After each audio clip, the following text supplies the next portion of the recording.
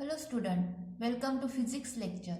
Today we are going to start sixth part of the chapter 4 is the adiabatic isochoric process. Next second is the adiabatic process and third is the cyclic process. First we study the isochoric process. It is a constant volume process. This is the fourth process. It is the constant volume process. या process मध्ये volume काय constant आहे, that is delta V is equals to 0. In this process or in this change, a system does no work on its environment during on isochoric change. या सिस्टीमच्या वेळेस काहीही work होत नाही, त्यामुळे W काय राहील, ते 0 राहील. Figure shows PV diagram of an isochoric process. यह है PV डायग्राम. प्रेशर व्हॉल्यूम काय इथे कॉन्स्टंट आहे आणि प्रेशर चेंज होत आहे. ठीक आहे. This is the PV diagram of isochoric process. According to first law of thermodynamics, आपण आताच बघितलं आहे या सिस्टीम मध्ये किंवा या प्रोसेस मध्ये किंवा या चेंज मध्ये आयसोचोरिक चेंज मध्ये वर्क डन होत नाही. म्हणून according to first law of thermodynamics delta U is equals to Q. जर याचं आपल्याला जर एक्झाम्पल बघायचं झालं तर for example heating a gas in a constant volume container. जर आपण एखाद्या कंटेनर मध्ये गॅस घेतला आणि त्याला हिट केलं कॉन्स्टंट व्हॉल्यूम वरती, हे काय झालं, isochoric process. Second is the diffusion of gas in a close chamber. This is the second example of the isochoric process. आता आपल्याला बघायचं आहे थर्मोडायनॅमिक्स ऑफ आयसोचोरिक प्रोसेस.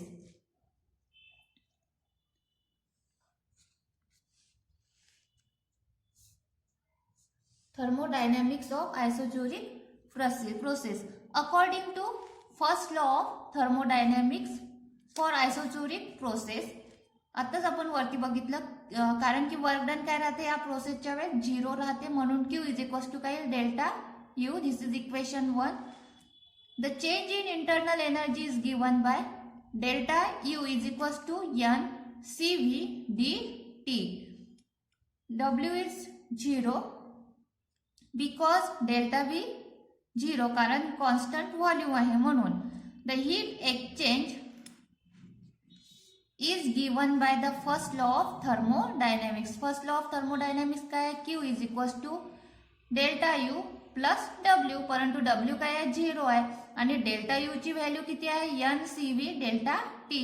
मग आपण जर ही व्हॅल्यू याच्यामध्ये पुटअप केली तर आपल्याला काय मिळेल, Q is equals to N CV delta T. This is the thermodynamics of isochoric process. CV काय आहे, स्पेसिफिकेटेड कॉन्स्टंट व्हॉल्यूम. नेक्स्ट आपल्याला बघायचं आहे, नेक्स्ट प्रोसेस बघायची आहे adiabatic process.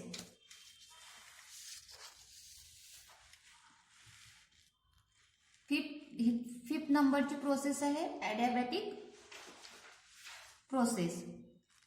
It is a process during which there is no transfer of heat from or to the system. या process मध्ये heat transfer होत नाही सिस्टीम मधून. Figure shows the PV diagram for adiabatic change. He diagram आहे PV diagram. Y axis वरती pressure आहे आणि x axis वरती काय आहे, व्हॉल्यूम आहे. इंटरनल एनर्जी म्हणजे Q किंवा Q इज इक्वल्स टू काय राहील, इथे प्रोसेस मध्ये या ॲडियाबॅटिक चेंज मध्ये Q इज इक्वल्स टू काय राहील, 0 राहील. The heat transfer to or from the system is prevented by either perfect insulating the system for its environment. Heat transfer का बरं होत नाही सिस्टीम मधून, कारण की त्या सिस्टीमला आपण काय केलं राहते, प्रिव्हेंट केलं राहते इन्सुलेटिंग मटेरियलनी, परफेक्टली इन्सुलेटिंग मटेरियलनी, किंवा by carrying out the change rapidly so that there is no time for exchanging of heat.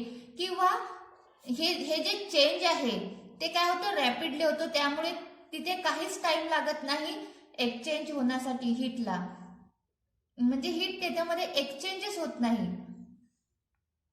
For example याचे जर आपल्याला एक्झाम्पल बघायचं झालं, puncturing and inflated balloon or a tyre. ही काय आहे, क्विकली होणारी घटना आहे. पंचर होतो टायर आपला किंवा बलून पटकन असा फुटतो. ही काय आहे, ॲडिबॅटिक चेंज आहे. For an adiabatic change delta U is equals to minus W. This is equation 1. When a system expand adiabatically. आता जर आपली जे सिस्टीम घेतली आहे, कन्सिडर केली, ती जर एक्सपांड झाली ॲडिबॅटिकली, तर डब्ल्यू काय राहील आपला, पॉझिटिव्ह राहील. म्हणजे work done by the system काय राहील, पॉझिटिव्ह राहील. अँड डेल्टा यू काय राहील, निगेटिव्ह राहील. Delta U is negative. The internal energy of a system decreases. जर डेल्टा यू निगेटिव्ह राहिला तर आपली इंटरनल एनर्जी काय होईल, डिक्रीज होईल. ठीक आहे. आणि जर सिस्टीम आपली कॉम्प्रेस झाली, when the system is compress adiabatically, the work done is negative. Work done काय राहील तेव्हा, निगेटिव्ह राहील. आणि त्यावेळेस जी इंटरनल एनर्जी आहे, डेल्टा यू काय राहील आपला, पॉझिटिव्ह राहील. Delta U is positive, it means the internal energy of a system increases. Internal energy त्यावेळेस काय होईल, इन्क्रीज होईल. In an adiabatic process. आता आपल्याला बघायचं आहे thermodynamics of adiabatic process. Thermodynamics of adiabatic process. For an adiabatic process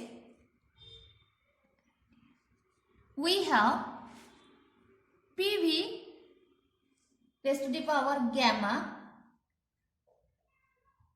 is equals to constant. आपल्याला माहित आहे PV is equals to constant where gamma is equals to काय आहे, is the ratio CP upon CV, specific heat at constant pressure upon specific heat at constant volume. त्या रेशोला काय म्हणतात, it is called adiabatic ratio. It is called adiabatic ratio. For monoatomic गॅससाठी हा ratio किती राहतो, 5/3. फॉर डायटॉमिक गॅससाठी हा रेशो किती राहतो, 7/5 किंवा अँड 8/6 मीन्स 4/3. 8/6 डायटॉमिक गॅसेससाठी हा रेशो राहतो 7/5 आणि पॉलीएटॉमिक गॅसेससाठी हा रेशो राहतो 8/6 किंवा 4/3. त्यालाच 4/3 आपण कन्सिडर करू शकतो. The system undergoes an adiabatic change, its temperature and internal energy both change. ज्यावेळेस ॲडिबॅटिक चेंज होतो त्यावेळेस आपण पीव्ही डायग्राम बघितली किंवा याच्यामध्ये काय होते, टेम्परेचर आणि इंटरनल एनर्जी दोन्ही पण काय होते, चेंज होते. Means delta U is equals to CV delta T. This is equation 2. Work done. आता त्या प्रोसेस मध्ये वर्क डन किती होईल ॲडिबॅटिक चेंजच्या वेळेस, W is equals to integral VI to VF P dV. From equation 1 आपण इक्वेशन 1 बघितलं, PV raise to the power gamma is equals to, याच्यावरून P ची व्हॅल्यू काढू आपण, P is equals to C upon V raised to the power gamma.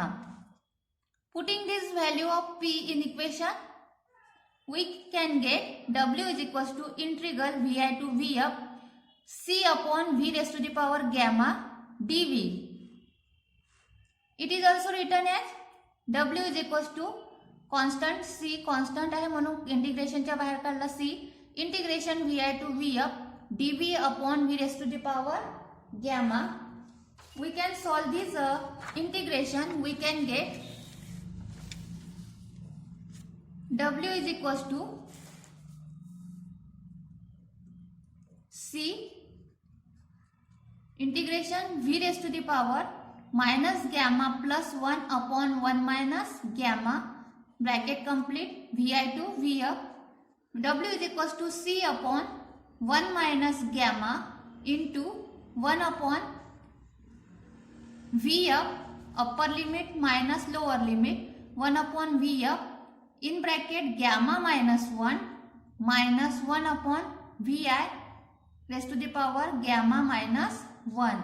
From equation 1, we know that PV raised to the power gamma is equals to constant. It means that PI vi raised to the power gamma is equals to P of v raised to the power gamma. हे काय झालं? Constant term आहे. तर equation 3 can be written as W is equals to 1 upon 1 minus gamma into, आता आपण value put up करू C ची value आपण इथे पुटअप केली तर काय आलं? P of Vf raised to the power gamma upon Vf raised to the power gamma minus 1 minus Pi Vi raised to the power gamma upon Vi raised to the power gamma minus 1. W is equals to 1 upon 1 minus gamma into, हे जर आपण solve केलं तर आपल्याला काय मिळेल? Pf Vf minus Pi Vi, कारण की इथे Vf raised to the power काय आहे? गॅमा मायनस 1 आहे आणि वरती काय आहे? V raised to the power Vf raised to the power gamma. जर हे वरती नेलं तर काय होईल? V raised to the power gamma cancel होईल तर काय राहील? फक्त Vf राहील. इथे पण तसंच वरती काय इथे Vi raised to the power gamma आणि काय खाली काय Vi raised to the power gamma minus 1. जर आपण याला सॉल्व केलं तर Vi raised to the power gamma cancel होईल तर फक्त इथे काय राहील? Vi. म्हणून काय झालं? Equation W is equals to 1 upon 1 minus gamma into Pf Vf minus Pi Vi. This is equation 4. W is equals to NR in bracket Ti minus Tf upon 1 minus gamma is equals to Pf Vf minus Pi Vi upon 1 minus gamma. आपण जर इथे PV आपल्याला माहित आहे according to ideal gas equation PV is equals to काय राहते? NRT. PV is equals to NRT. म्हणून PV च्या जागी आपण काय केलं? इथे NRT ची व्हॅल्यू पुटअप केली. म्हणून इथे NR कॉमन काढलं, NR TI मायनस TF लिहिलं.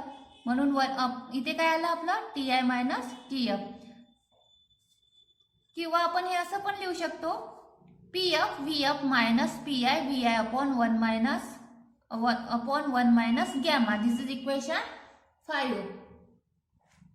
Equation 5 implies that when the work is done by a gas, that is when a gas expands, W is greater than 0 and Ti is greater than Tf. जेव्हा gas काय होईल? Expand होईल तर W काय राहील? Greater राहील 0 पेक्षा. It means that Ti initial temperature greater than final temperature. It means that gas will cool down. त्यावेळेस काय होईल? गॅस काय होईल? कूल डाऊन होईल. सिमिलरली जर गॅस काय झाला? कॉम्प्रेस झाला तर work done is less than 0. It means that Ti is less than Tf. Initial temperature is less than final temperature. It means that the gas will warm up. त्यावेळेस gas काय होईल आपला? warm up. This is the adiabatic process. Next is the cyclic process. Next process is cyclic process. नावामध्येच आहे cyclic process.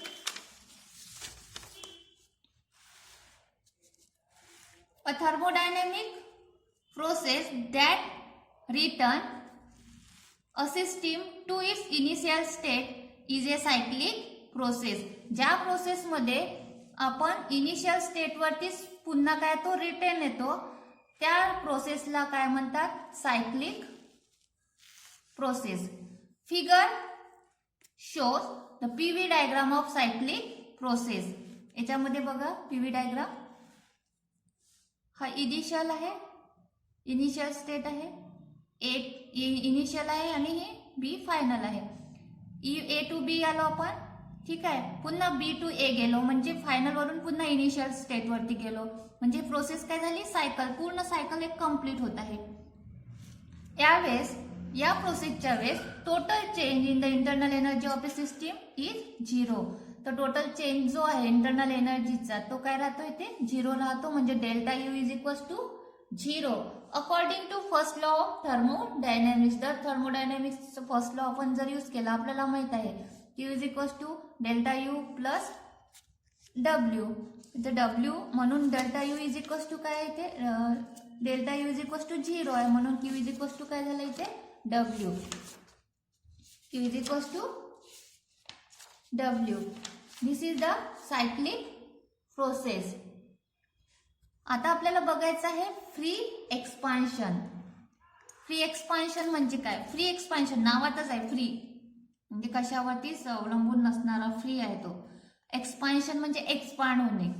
This expansion are adiabatic expansion and there is no exchange of heat between a system and its environment. ही expansion जे आहे ती adiabatic expansion आहे आणि याच्यामध्ये heat ही exchange होत नाही सिस्टीम आणि एन्व्हायरमेंटमध्ये. Also there is no work done on the system or by the system. या फ्री एक्सपान्शनच्या वेळेस कोणतंही वर्क डन होत नाही ऑन दी सिस्टीम किंवा बाय दी सिस्टीम कडून. म्हणून Q is equals to W is equals to 0 और delta U is equals to 0. जर आपल्याला एक्झाम्पल बघायचं झालं तर for example when a balloon is ruptured suddenly. आपण जर बघितलंय फुगा हा पटकन काय होतो, फुटतो, रॅपिडली फुटतो. और टायर इज सडनली पंक्चर. आपल्या गाडीचा टायर किंवा सायकलचा टायर हा सडनली काय होता, पंक्चर होतो. The air inside rush out rapidly but there is no displacement of piston और एनी अदर सरफेस. या प्रोसेसमध्ये जी एअर आहे आतमध्ये बलूनमध्ये म्हणा किंवा टायर मधली एअर आहे ती काय होते, रॅपिडली बाहेर निघते आणि डिस्प्लेसमेंट होत नाही. ते जर आपण पिस्टनचं एक्झाम्पल घेतलं तर पिस्टनचं डिस्प्लेसमेंट होत नाही. A free expansion cannot be plotted on PV diagram. आतापर्यंत ज्या आपण प्रोसेस बघितले आहे त्या सगळ्या प्रोसेसमध्ये आपण पीव्ही डायग्राम बघितलेले आहे. परंतु फ्री एक्सपान्शनमध्ये ही फ्री एक्सपान्शन ही जी प्रोसेस आहे किंवा हे जी चेंज आहे यामध्ये पीव्ही डायग्राम प्लॉट होत नाही. Only it's initial and the final state can be plotted. परंतु याच्यामध्ये फक्त इनिशियल आणि फायनल स्टेटस काय होते, प्लॉट केल्या जाते. आता आपण जे ॲडियाबॅटिक चेंज बघितला त्यावरती एक न्यूमरिकल आहे तुमच्या एक्झरसाइज मध्ये. ते न्यूमरिकल बघूया.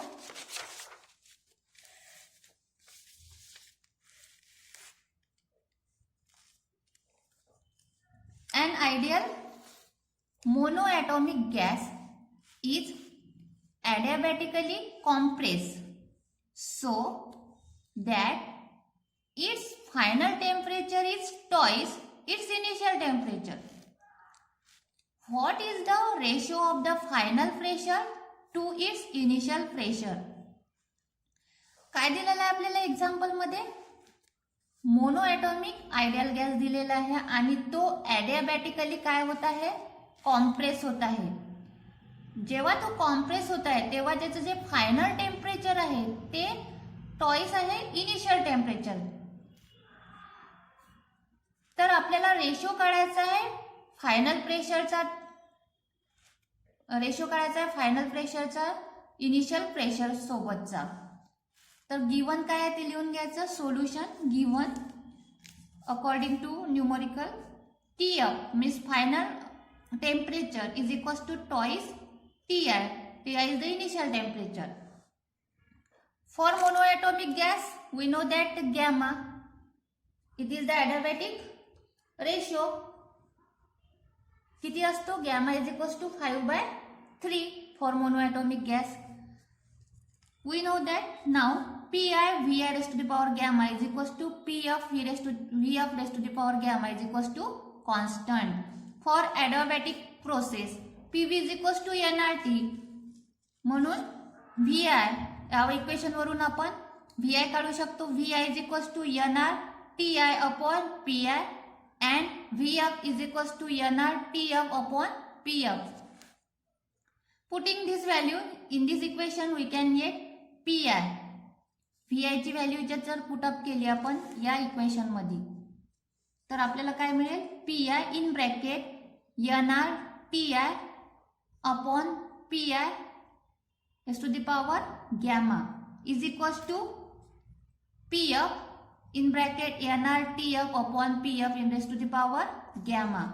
जर आपण हे सॉल्व केलं तर आपल्याला काय मिळेल TF upon TI raised to the power gamma is equals to PI upon PF raised to the power 1 minus gamma. आता इथे 1 मायनस गॅमा आहे तर आपण खाली त्याचा रेसिप्रोकल घेतला तर काय येईल इथे TF upon TI raised to the power gamma is equals to PF upon PI raised to the power gamma minus 1. आता आपल्याला गिवन दिलेला आहे TF इज इक्वल्स टू काय आहे टॉइस TI पुट केला आपण ह्या व्हॅल्यू याच्यामध्ये TF च्या जागी काय येईल इथे twice TI upon TI raised to the power gamma is equals to PF upon PI raised to the power gamma minus 1. हाच रेशो आपल्याला काढायचा आहे final pressure to initial pressure म्हणून इथे आपण तो चेंज केला. ठीक आहे. आता आपण इथे हे काय होईल TI कॅन्सल होईल. ठीक आहे. तर किती राहील इथे 2 raised to the power gamma. गॅमाची व्हॅल्यू किती आहे आपली 5/3 म्हणून 2 raised to the power 5/3 is equals to PF PI in bracket raised to the power 5/3 gamma is equals to 5/3 minus 1. जर हे सॉल्व केलं तर किती येईल PF upon PI raised to the power 2/3.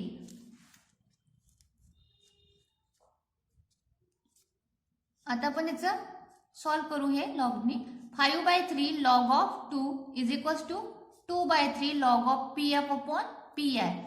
5/3 log of 2 ची व्हॅल्यू किती राहते 5/3 into log of 2 is equals to 0.3010 is equals to 2/3 log of PF upon PI. PF upon PI. हे जर आपण सॉल्व केलं तर किती 5/3 into हे इकडे आणलं 3/2 into 0.3010 is equals to log of PF upon PI. जर सॉल्व केलं आपण तर इथे काय येईल 2/5 into 0.3010 is equals to log of PF upon PI. याचं जर मल्टिप्लिकेशन केलं तर किती येईल हे 0.7525 is equals to log of PF upon PI. आपल्याला हे लॉग काढायचं आहे. लॉग काढण्यासाठी आपण याचा काय घेऊ अँटी लॉग घेऊ. जर अँटी लॉग घेतला तर काय येईल याचा लॉग निघून जाईल म्हणून हे काय येईल PF upon PI is equals to anti log of 0.7525. जर याचा आपण अँटीलॉग काढला तर अँटीलॉग किती येतो हा 56 येतो परंतु याची कॅरेक्टरिस्टिक किती आहे 0 म्हणून काय येईल इथे 5.656 म्हणून PF upon PI is equals to किती आला 5.656. This is the ratio of final pressure to initial pressure. It is also written as PF is to PI is equals to 5.6 is to 1. This is all about this topic. In this way we can complete the chapter 4. Thank you for watching this video.